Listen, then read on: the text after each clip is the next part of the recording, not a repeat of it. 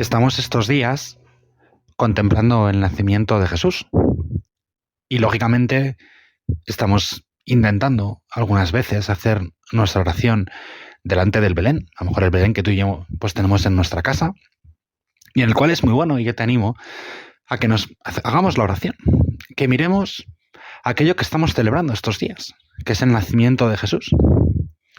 Lógicamente el protagonista principal es el niño que nace y que vemos en un pesebre o en una cuna, ¿no? Depende de cómo sea nuestro Belén. Lo vemos acompañado de su madre, de San José. Y luego después van apareciendo distintos personajes, ¿no? Pues aparecen unos pastores, aparecen en nuestros Belenes los magos. Hay gente que incluso tiene al rey Herodes, que está por allí con su castillo.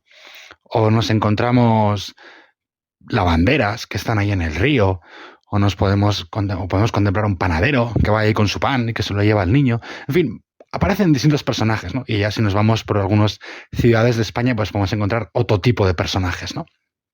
Pero yo te animo a que hoy nos detengamos en unos personajes que son importantes, que son los pastores. Son aquellos que, como dice el villancico, son los primeros que en la Nochebuena fueron a contemplar al niño.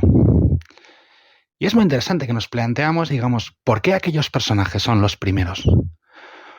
¿Por qué aquellos son los que los ángeles anuncian el nacimiento de Jesús? No sé si te lo has planteado alguna vez, pero yo te propongo este ejercicio. Dice, si tú fueras un ángel al cual Dios le dice, bueno, tienes una misión, que es, pues esos son los ángeles, que son mensajeros, tienes que contarle al mundo que ha nacido mi hijo. Y entonces tú dices, bueno, ¿dónde voy?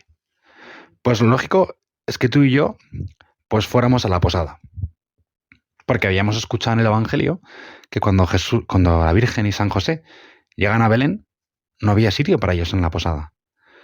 Con lo cual estaría lleno de gente. Y entonces lo lógico es decir, bueno, pues si tengo que anunciar esto y tengo que contárselo al mundo, pues lo lógico es que vaya a la posada, ¿no? Y entonces ahí pues lo anuncia a todo el mundo, oye, que ha nacido Dios, ¿no?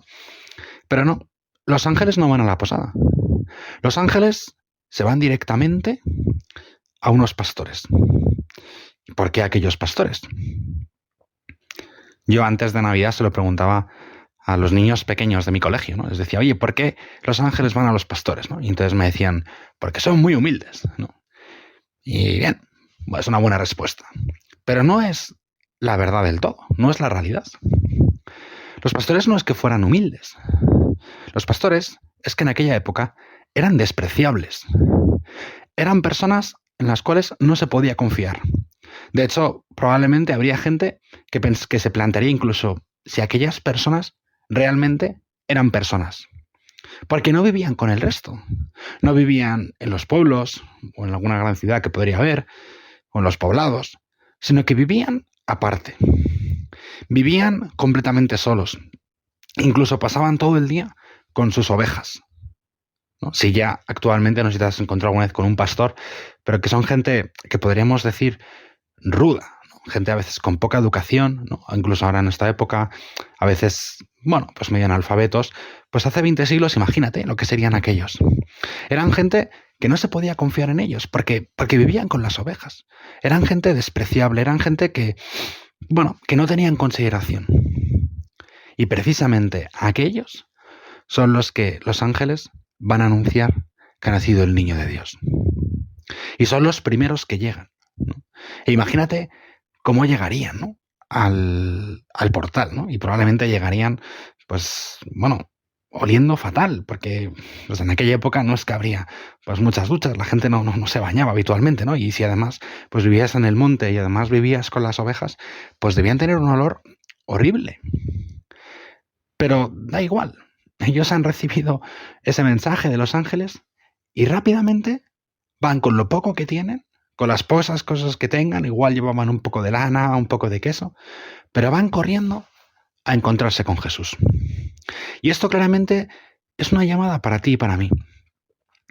Muchas veces, cuando nos ponemos delante de Dios, pensamos que ante Dios tenemos que aparecer como muy guapos, muy bien puestos, como si fuéramos a una fiesta, ¿no? Efectivamente, tú a una boda, pues vas bien arreglado, ¿no? Te has duchado, te has hecho colonia, vas con tus mejores galas, ¿no? Vas muy bien vestido, muy elegante.